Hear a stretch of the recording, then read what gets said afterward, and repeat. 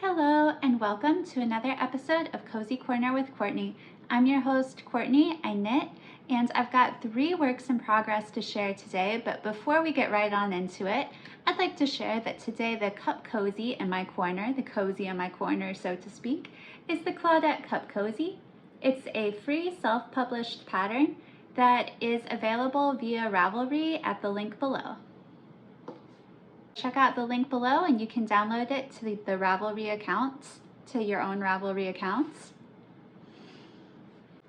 And if you'd like to support me, you can click on the link below that says KoFi, where you can buy me a coffee. And I will give you a shout out in my next video. So without further ado, let's get right on into it. I have 3 works in progress to show you, and I think I'm going to go in order with I'm going to go in order from the whip that I worked on earliest in the time since my last recording, earliest in the week since my last recording.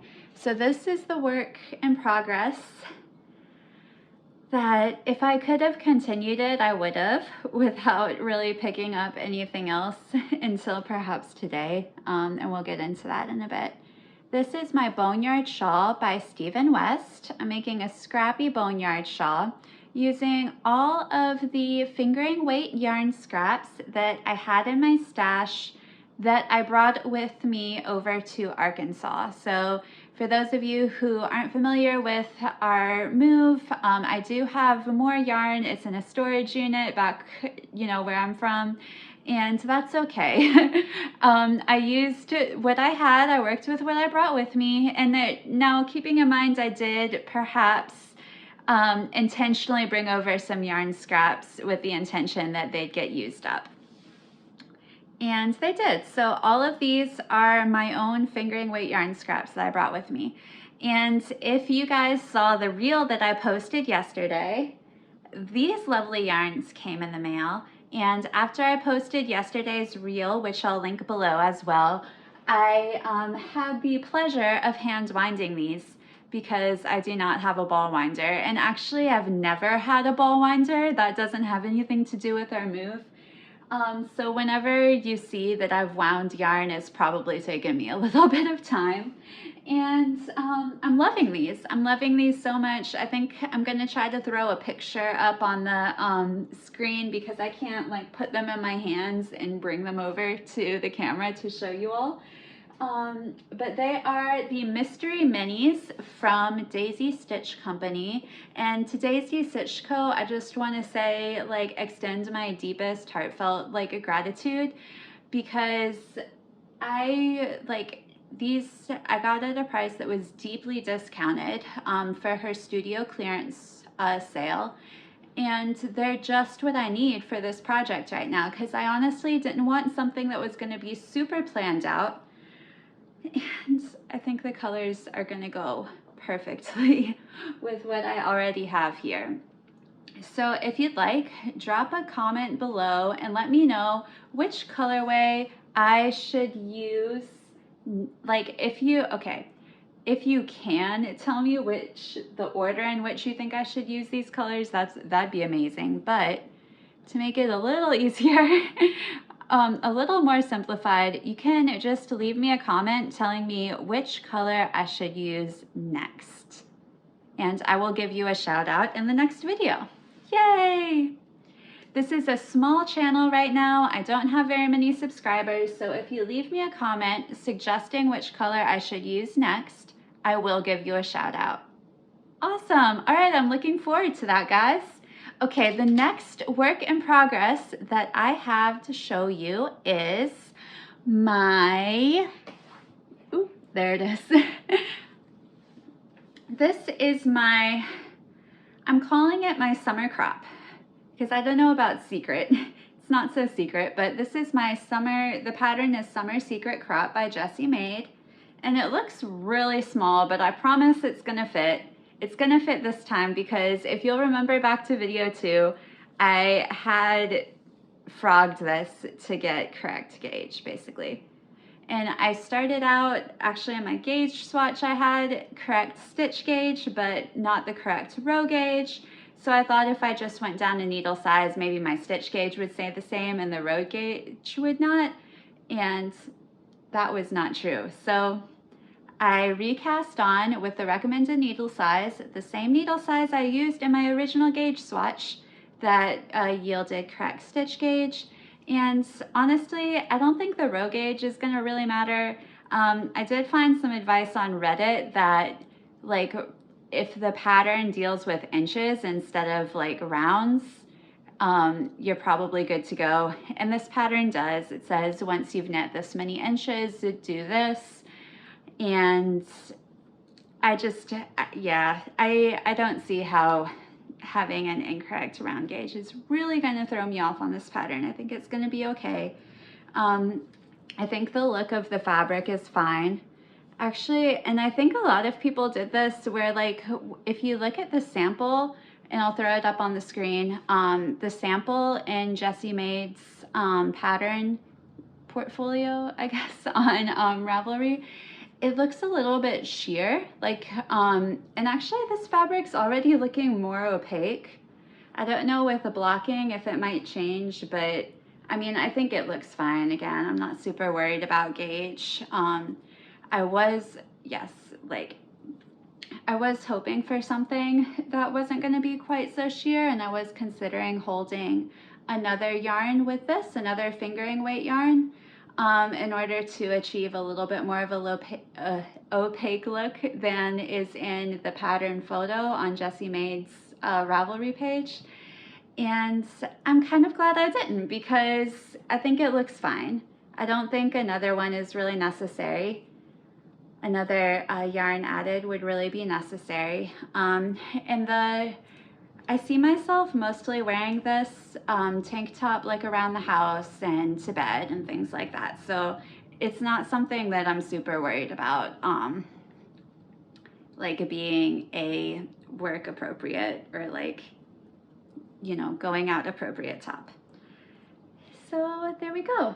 This is, this colorway is called Stonework, and believe it or not, it's just the yarn bee from Hobby Lobby. I know, you can say what you will about Hobby Lobby, but it was cheap. It's cheap, yeah. I got it for, I think, maybe $11 with the yarn discount that they were having that day.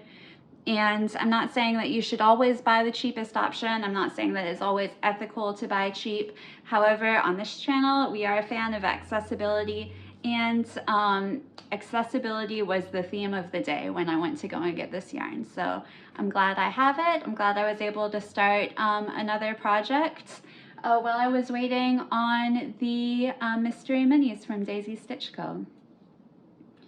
So there you go.